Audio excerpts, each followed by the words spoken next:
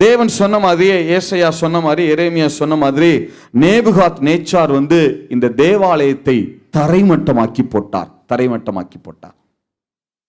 ஜனங்கள் 70 வருஷம் சிறையிருப்புல இருக்கிறாங்க. அவர்கள் பட்ட பாடுகளுக்கு அளவு கிடையாது.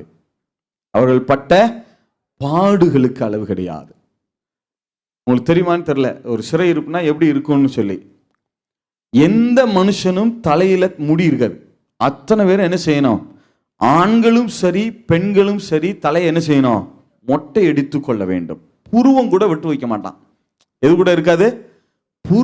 புருவம் கூட இருக்காது. புருவம் இல்லைன்னா உங்க முகம் எப்படி இருக்குன்னு யோசிச்சு பாருங்க. புருவம் இல்லாத ஒரு மனிதனுடைய முகம் எப்படி இருக்குன்னு யோசிச்சு பாருங்க. புருவத்தை கூட என்ன செஞ்சிருவான்?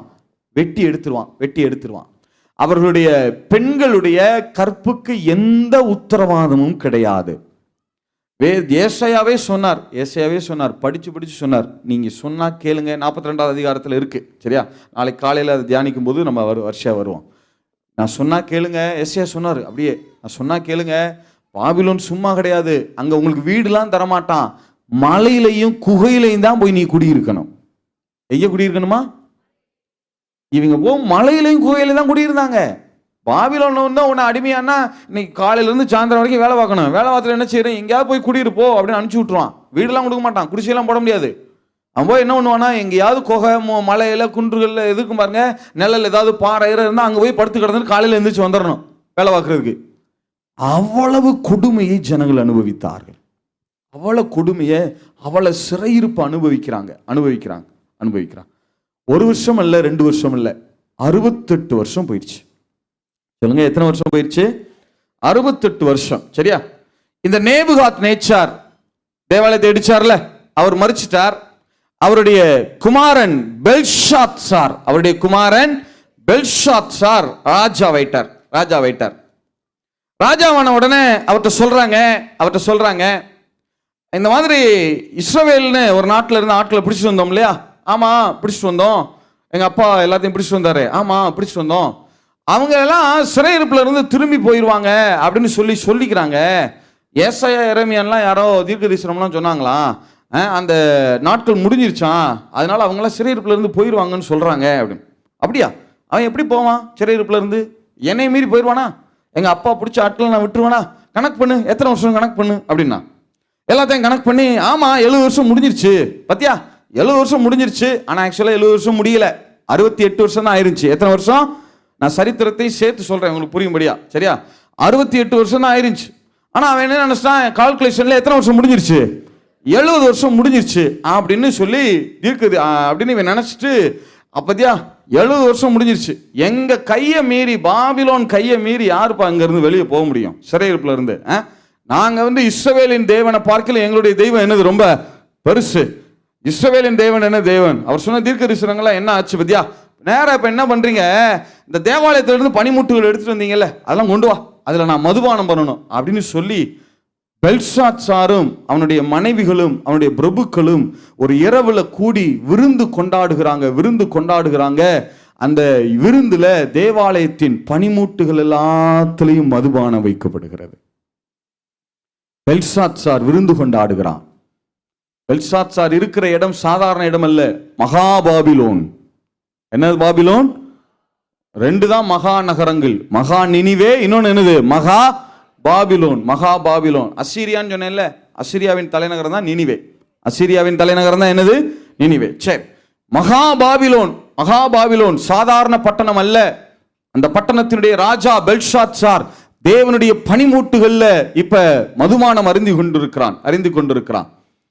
இவன் அறிந்து கொண்டிருக்கிற அதே இரவுல விருந்து நடந்து கொண்டிருக்கிறது பாபிலோன்ல. இதே இரவுல 2 ராஜாக்கள் படையெடுத்து வருகிறாங்க. 2 ராஜாக்கள் படையெடுத்து வர்றாங்க, பாபிலோனுக்கு வர்றாங்க. ஒரு ராஜா மேதிய அரசனாகிய தரியு. சொல்லுங்க பார்க்கலாம், என்ன அரசன்? சத்தமா சொல்லுங்க, மேதிய அரசனாகிய தரியு. மீண்டும் ஒரு விஷயம் சொல்லுங்க, மேதிய அரசனாகிய தரியு படையெடுத்து வர்றான். அவன் இந்த பாபிலோனை பிடிச்சிடணும்னு நினைக்கிறான்.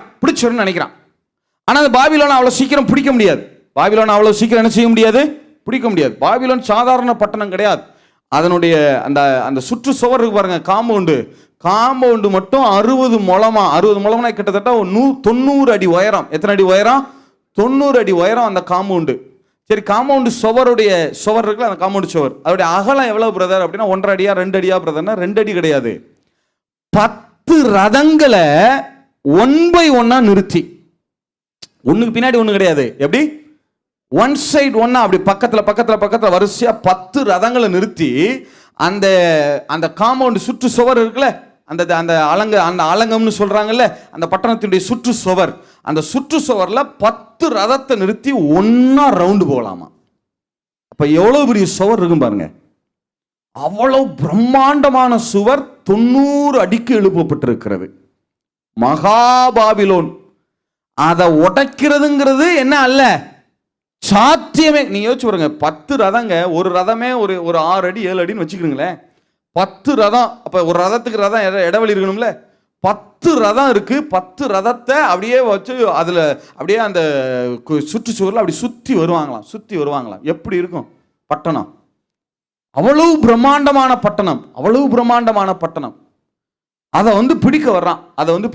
அதுவும் எப்படி கட்டினா தெரியுமா? பாபிலோன நேபுகாத் நேச்சார் சும்மா கட்டல. அவன் பெரிய நதி அப்படின்னு சொல்லப்படக்கூடிய யூப்ரட்டிஸ் நதி இருக்கு பாருங்க. இக்கரையில நின்று பார்த்தா அக்கறை என்ன செய்யாதா தெரியாது. நதி கரபுரண்டு ஓடும். அந்த நதி இந்த பட்டணத்துக்கு உள்ள அந்த காம்பவுண்ட் இருக்குல்ல, அந்த காம்பவுண்ட்ல ஒரு இடத்துல மட்டும் இடைவெளி விட்டுருக்கான். குறிப்பிட்ட தூரம் மட்டும் இடைவெளி விட்டுருக்கான். அந்த நதி என்ன செய்யும்னா இந்த பட்டணத்துக்குடைய காம்பவுண்டுக்குள்ள வந்து மறுபக்கம் வெளியே போகும். அது ஒண்ணுதான் அந்த ஹோல் இருக்கிற இடம். வேற எந்த பக்கம் வாசல் எதில் வழியாவும் யாரும் என்ன செய்ய முடியாது, நுழைய முடியாது. சரி, நதி வழியா நுழையலாம்னா சாத்தியமே கிடையாது. வெள்ளம் கரபுரண்டு ஓடும். இதுதான் மகாபாபிலோன். அதுக்குள்ள பெல்ஷாத்சார் உட்கார்ந்துகிட்டு தேவனுடைய பனிமூட்டுகள்ல மதுபானம் அருந்துகிறான். எங்களை அசைப்பதற்கு ஆட்கள் கிடையாது, இந்த மகாபாபிலோனை ஜெயிக்கிறதுக்கு யாரு இல்ல, ஆட்கள் கிடையாதுன்னு சொல்லி தேவனுடைய பனிமூட்டுகள்ல மதுபானம் அருந்துகிறான். எப்படி இருந்திருக்கும்? இது வரைக்கும் தேவனுடைய பனிமூட்டுல ஒரு சொட்டு மதுபானம் கூட என்ன செய்யப்பட்டிருக்காது, அதுல பட்டிருக்காது. அவனும் அவனுடைய மனைவிகளும் அவனுடைய பிரபுக்களும் உட்கார்ந்துட்டு மதுபானம் குடித்து கொண்டிருக்கிறார்கள். மேதி அரசன் தரி நதிக்கரையில நிக்கிறான். யூப்ரட்டிஸ் நதிக்கரையில, பெரிய நதிங்கிற நதிக்கரையில நிக்கிறான். நதி கரபுரண்டு ஓடுது. இதுல போய் எப்படி நான் பாபிலோனை பிடிக்கிறதுன்னு நிக்கிறான். அப்ப இவனுக்கு ஒரு யோசனை. இவன் மேதி அரசன். என்ன அரசன்? மேதி அரசன். இவன் என்ன செய்யறான்? தூது அனுப்புறான் இன்னொருத்தனுக்கு. யாருன்னா பெர்சிய அரசனாகிய கோரேசுக்கு தூது அனுப்புறான். யாருக்கு தூது அனுப்புறான்? பெர்சிய அரசனாகிய கோரேசுக்கு தூது அனுப்புறான். நான் பாபிலோனை பிடிக்கணும், எப்படி பிடிக்கிறதுன்னு எனக்கு தெரியல, நீ கொஞ்சம் எனக்கு என்ன செய்ய, உதவி செய், வா அப்படின்னு கூப்பிடுறான். உடனே பெர்சிய அரசனும் கோரேசும் என்ன செஞ்சுட்டான்? ரைட், ஓகே, நான் வரேன் அப்படின்னு சொல்லிட்டு நேரா பார்த்தா 90 அடி உயரத்துக்கு இருக்கு சுவரு. 10 ரதத்துல ஓடிக்கிட்டு இருக்கு. மேல ரதம் ஓடுது. 90 அடிக்கு மேல கோபுரங்கள் வேற கட்டப்பட்டிருக்கு. இந்த நதி கரபுரண்டு அந்த பட்டணத்துக்குள்ள போய் வெளியே போகுது. வேற வெண்கலத்தால் பார்க்கிறது எதையுமே என்ன செய்ய முடியல, ஒன்றும் செய்ய முடியாது. இதுதான் சூழ்நிலை. அப்ப கோரேஸ் ஒரு யுக்தி பண்ணார். என்ன பண்ணார்னா, தன்னுடைய படையை ஃபுல்லா கூட்டிட்டு கொஞ்சம் தூரம் பின்னாடி போங்க, எல்லாரும் இந்த பட்டணத்தை விட்டு பின்னாடி போ, ஒரு 2-3 கிலோமீட்டர் பின்னாடி போ அப்படின்னு எல்லாரும் பின்னாடி போயிட்டு, இந்த நதி போகுதுல, இந்த பட்டணத்துக்குள்ள அப்படி உள்ள போய் காம்பவுண்டுக்குள்ள போய் அந்த பக்கம் வெளியே வரும். இந்த நதி போகுதுல, இந்த நதியை வெட்டி என்ன செய்யணும், திருப்பி விடணும் அப்படின்னு சொல்லி நதியை வெட்டி திருப்பி விட்டார் பாருங்க. யூப்ரட்டிஸ் நதி பட்டணத்துக்குள்ள போகாம பக்கத்துல இருந்த சதுப்பு நிலங்களுக்குள்ள போக ஆரம்பிச்சு பாருங்க. நதி முழுவதும் வரல ஆரம்பித்தது. ஏசாயா சொன்னபடியே தீர்க்க தரிசனம் நிறைவேற ஆரம்பித்தது. கோரேசுக்கு முன்பாக நதிகளை வரல பண்ணுவேன்னு சொன்னார். வாச்சமா இல்லையா? வாசிங்க. ஏசாயா 44:25. 44:27 வாசிங்க பார்க்கலாம். நான் ஆழத்தை நோக்கி வற்றி போய் என்றும் உன் நதிகளை வெட்டாந்தரையாக்குவேன் என்று சொல்லுகிறவர். அவர் என்ன சொன்னாரோ லிட்டரலா அப்படியே நடந்துச்சு. உள்ள போன நதி வறண்டு வெளியே போக ஆரம்பிச்சுச்சு. இந்த மொத்த படையும் மகாபாபிலோனுக்குள்ளே நுழைய ஆரம்பித்தது. மொத்த படையும் உள்ள நுழையுது. படையில மேதிய பெர்சிய படைகளுக்கெல்லாம் பயங்கர கோபம். என்னன்னா, இப்படி ராஜா நம்மளை மம்பட்டியை பிடிச்சி என்ன செய்ய விட்டான், வெட்ட விட்டானேன்னு பயங்கர கோபம். இவ்வளவு காரணம் இந்த மகா பாபிலோன்ல இருக்கிறவங்க தானே, இவங்களை வெளியே விடக்கூடாதுப்பா, இவங்களை சும்மா விடக்கூடாது அப்படின்னு சொல்லி மொத்த கோபத்தையும் அப்படியே மகா பாபிலோன் மேல காட்டினாங்க பாருங்க. ஏசாயாவும் எரேமியாவும் பாபிலோனுக்கு சொன்ன அத்தனை நியாய தீர்ப்புகளும் நிறைவேற ஆரம்பித்தது. அத்தனை நியாய தீர்ப்புகளும் நிறைவேற ஆரம்பித்தது. இந்த நதி வறண்டு போச்சு இல்ல, நதி வறண்டு போயிடுச்சுல. உள்ள இவங்க நடந்து போனா வெறும் ரூமா இருக்கு. அந்த நதி போன இடம் உள்ள என்னவா இருக்கு, தரையெல்லாம் அறையா இருக்கு. பாதாள அறைகளை கட்டி வச்சிருக்காங்க. அதுக்குள்ள ஏராளமான பொன்னையும் பொருளையும் கொட்டி வச்சிருக்கான். புரியுதா உங்களுக்கு? மேல நதி ஓடுது, கீழே அண்டர் கிரவுண்ட்ல என்ன இருக்கு, பாதாள அறைகள், பொக்கிஷங்கள் இருக்கிறது. அதைத்தான் கோரேச குறித்து சொன்னார், ஒளிப்பிடங்களில் இருக்கிற பொக்கிஷங்களை உனக்கு கொடுப்பேன் சொன்னாரா சொல்லலையா? எத்தனை பேர் ஆமேன்னு சொல்ல முடியும்? வார்த்தையெல்லாம் சும்மா கிடையாது, எப்படி நிறைவேற்றார் பாருங்க. தேவன் சாதாரணமானவர் அல்ல, சொல்லி நிறைவேற்றுகிறவராக இருக்கிறார். அல்லேலூயா.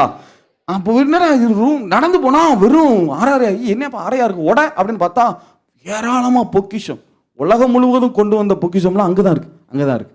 என்னெல்லாம் தீர்க்கதரிசனம் சொல்லப்பட்டதோ அத்தனையும் நிறைவேறிற்று. நேரா போனாங்க. அது இன்னும் அங்க விருந்து நடந்துகிட்டு இருக்கு.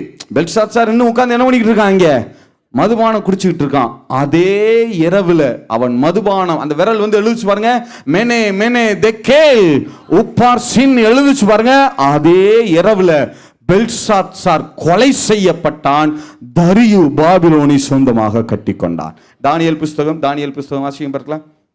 தானியேல் புஸ்தகம் 5வது அதிகாரம் 29-30 வாசியம் பார்க்கலாம். தானியேல் புஸ்தகம் 5வது அதிகாரம் 29-30 சீக்கிரமா. அப்பொழுது பெல்ஷாத்சார் தானியேலுக்கு இரத்தாம்பரத்தையும் அடுத்த வசனம் அன்று ராத்திரியிலே எந்த இரவுல அவன் தேவனுடைய பனிமுட்டுகள்ல அவன் மதுபானம் அருந்தினானோ அந்த இரவுலையே கல்தேயரின் ராஜாவாகிய பெல்ஷாத்சார், கல்தேயர்னா பாபிலோன் இல்லையா, பாபிலோன் ராஜாவாகிய பெல்ஷாத்சார் கொலை செய்யப்பட்டான்.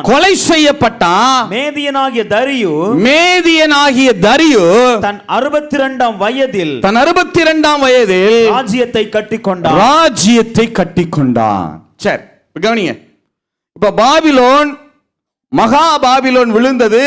பாபிலோனின் சாம்ராஜ்யம் முழுவதும் மேதிய அரசன் தரியு கைக்கு போயிடுச்சு. யார் கைக்கு போயிடுச்சு சொல்லுங்க பார்க்கலாம்? மேதிய அரசன். சத்தமா சொல்லுங்க, எந்த அரசன்? மேதிய அரசன். தானியேல சிங்க கோயில போட்டார்ல, அவர் போட வச்சாங்கல்ல, அது இந்த தரியு தான். சரியா, இந்த தரியு தான். சரி, இப்ப அதே நேரம் தான் தரியு அங்க இருந்தார், தானியேல் அங்க இருந்தார். அவர் சொன்ன தீர்க்கதரிசனங்கள் தனி. சரி, அது இருக்கட்டும். இப்ப மேதிய அரசன் இந்த பாபிலோனை பிடிச்சிட்டான். நல்லா கவனிங்க. இஸ்ரவேல் யூதாலாம் இப்ப இதுவரைக்கும் யார் கண்ட்ரோல் இருந்துச்சு? சத்தமா சொல்லுங்க. Babylon control. பாபிலோன் இப்ப யார் கண்ட்ரோலுக்கு போயிருச்சு?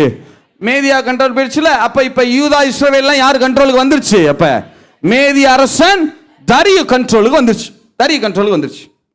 இவர் ஒரு 2 வருஷம் தான் அரசாட்சி பண்ணார். இவருக்கு ஆண் வாரிசு கிடையாது. யார் கிடையாது? ஆண் வாரிசு இல்லை. அதனால தன்னுடைய மகளை இந்த தரியு கோரேசுக்கு திருமணம் பண்ணி கொடுத்திருந்தார். யாருக்கு திருமணம் பண்ணி கொடுக்கிறாரு? பெர்சிய அரசன். சொல்லுங்க, எந்த அரசன்? பெர்சிய அரசன். பாரசீகம்னு தமிழ்ல சொல்றோம் இல்லையா, அதான் பெர்சிய அரசன் கோரேசுக்கு இவர் தன்னுடைய மகளை திருமணம் பண்ணி கொடுத்திருந்தார். இவருக்கு ஆண் வாரிசு கிடையாது. உடனே இப்ப இந்த மேதிய அரசன் தரியு மரிக்கிறார்.